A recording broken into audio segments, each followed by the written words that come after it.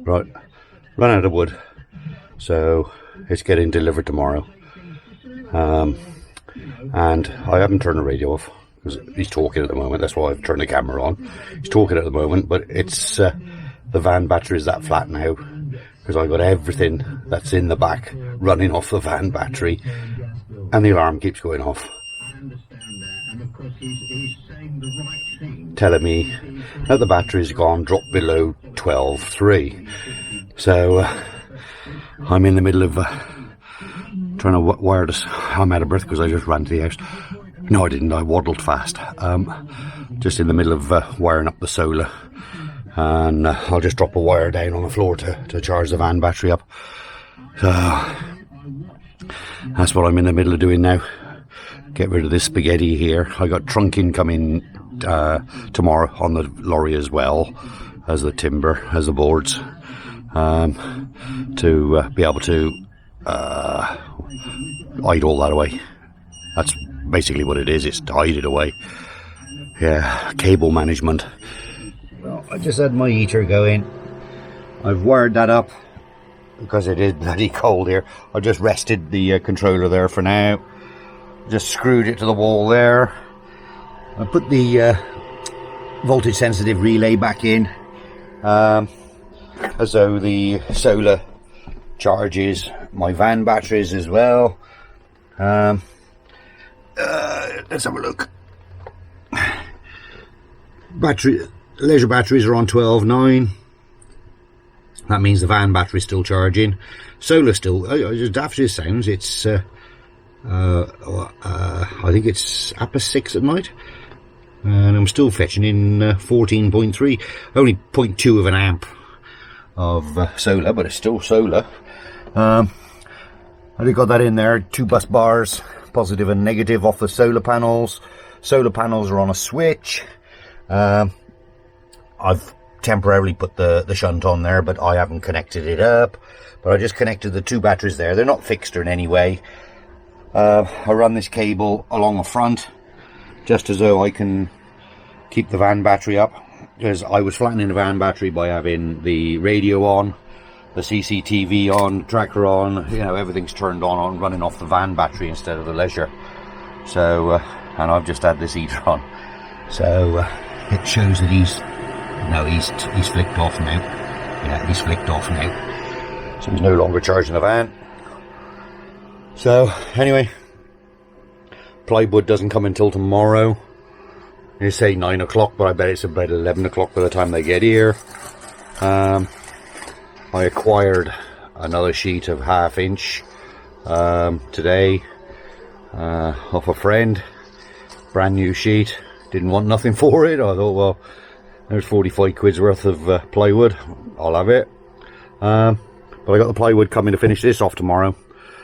Finish the ceiling off, because I've got 2 sheets in the house ready for the ceiling, and it takes roughly 3.5 sheets. Pain in the butt. So I might get away with 2.5 sheets, but anyway, there's a lot more ply wanted in here anyway. So that's it. That's another day to round off. Locked on, Steve Wright, we'll be back.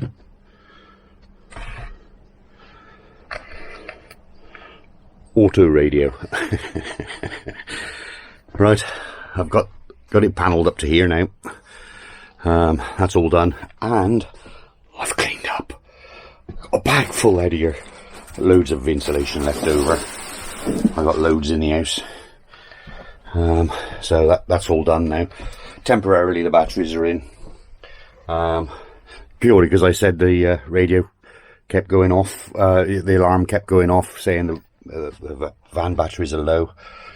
And now the solar is running that down there, as well as charging those 2 up. I mean, I've got 4 of them. Once the bed's in, those 2 will go there, and the other 2 will go right opposite. I know it's a little bit controversial between you all that they want to be all together and all the cable lengths the same, but on 12 volt, on such a short distance, it doesn't make an ape of a difference. You know, I've yet to find anybody that can prove any different anyway. So that's done. Batteries there, batteries there. There'll be a door underneath the bed to come through into the back.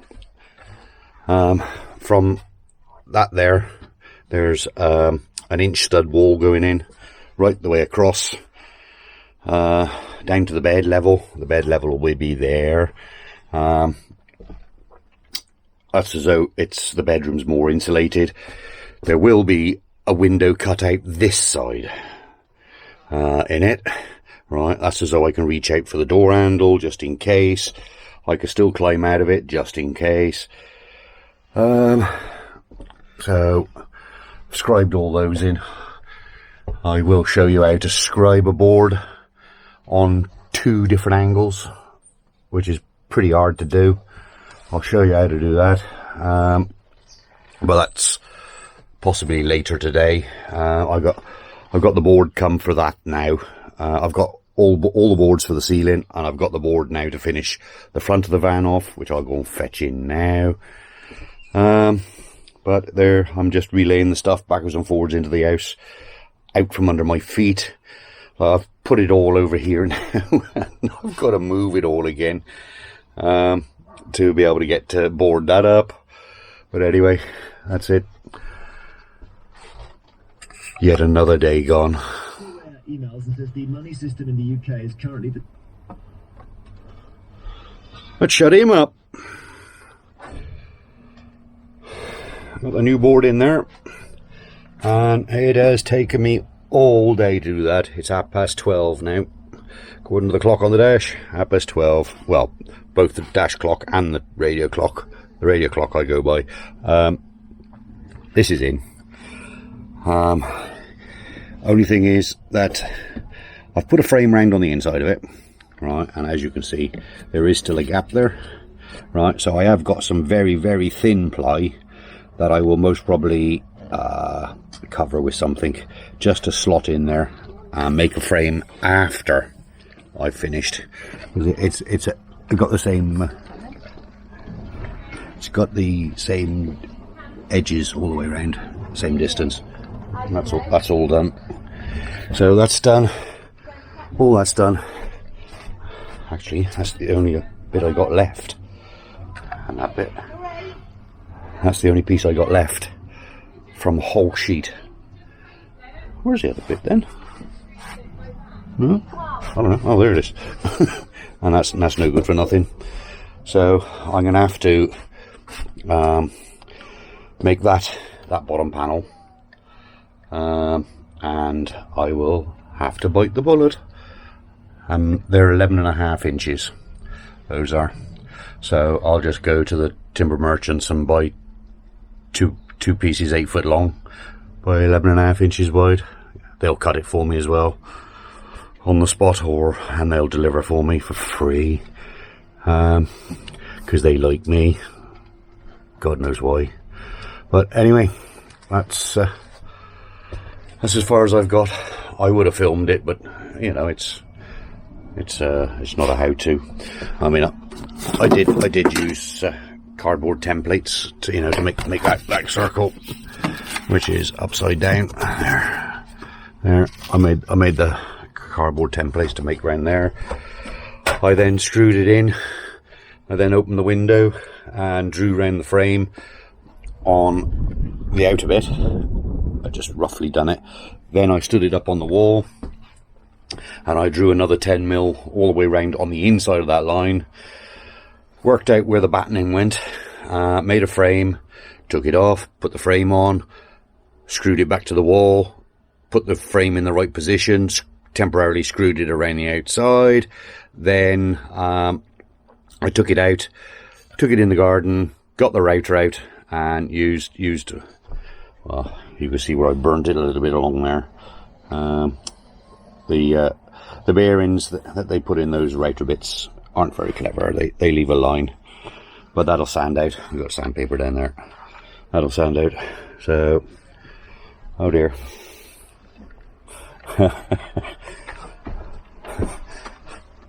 That's done it. Hello. Hello. What can I do for you? Nothing. Nothing. Oh, I got loads and loads and loads of nothing. I got lots of it. Right, as I said, that's all done. I haven't got enough for there. So, as I said, I managed to get that out of it, and that, out of that piece that was stood up over there. So that's all finished, that's all finished.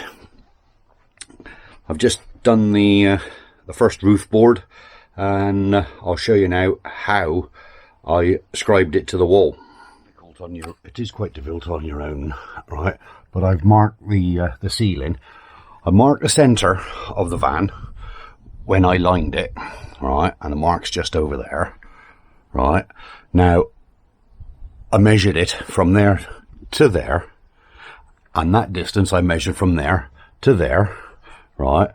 And got it as though it is on the centre line. If you can understand what I mean there, right? Then I got a spacer block and I just drew a line, and as the van tapered, so the van got narrower this end. This was right up against the edge of the van. So that has had hardly any, this end has hardly had anything off it, but the 2 inches there I took off in a taper because I scribed to the wall. So in theory now, when I slide that over, right, it should all fit nice. Get that over there. There we go. Yep, that's got it. There you go. I don't know whether you can see all that, but there's a lovely scribe line all the way along there. And yeah, there's little bits here. This is where the cross member is. There, there, there. So I'm not worried about that because the thickness of this board, when I come to line it and put carpet or whatever I'm putting up there, you won't see it anyway because it'll just blend straight in. But of course there is overhead lockers going along that wall and this wall and over that end of the bed, but they won't be as deep. Yeah, that one won't be very deep on the passenger side because that's my head end. This side they will be quite deep and they'll be quite low, I expect. They will be the full 12 inch, I expect. The same as what it was last time, but those were a little bit deeper. Purely because when you sat down on the sofa, you don't bang your head on it. That's all I wanted it for. The lockers will only come to there. I'll have a corner shelf on that corner then. And that's just over the kitchen. Because I'm definitely having a kitchen that side. I like to stand here and view out through the window and when I'm doing the dishes once a year. Normally I'd bring them home and let the daughter do them. Yeah. So I pushed it right up against that head, against that back door, which I got to do again. There you go. And those props are not tight. They slide around easily. They do slide around easily. So that just gives you the ability to slip and move the board around.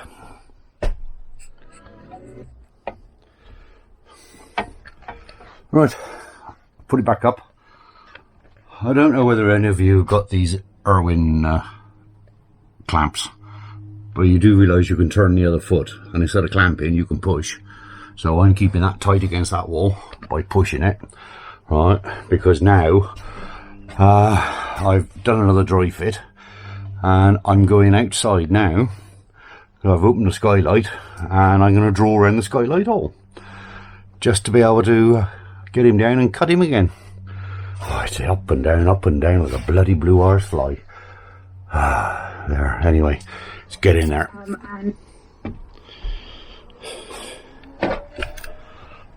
Board's up for the final time. I just got to drill a hole to drop the ceiling light through. Got the clamp there pushing against the wall. Got those holding it up. I checked along there. We've got perfect gap all along there. Perfect gap all the way along there. Not quite so perfect there. But that's that board, not that board. So that's all done there, lovely. I haven't tried the, I cut the hole for that, for them, so I'll just put them out of the way for now and lose them, because I'm gonna quickly try that up.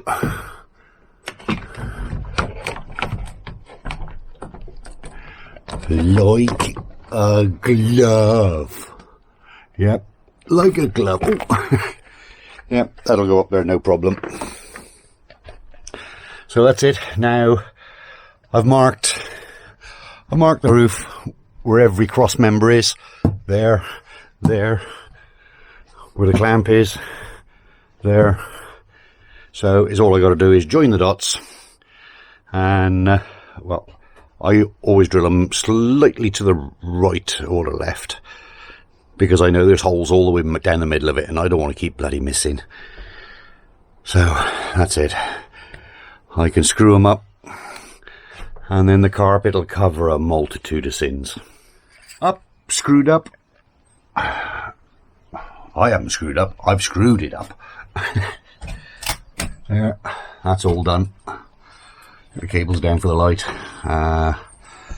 That's done him. I'm chuffed to bits with that.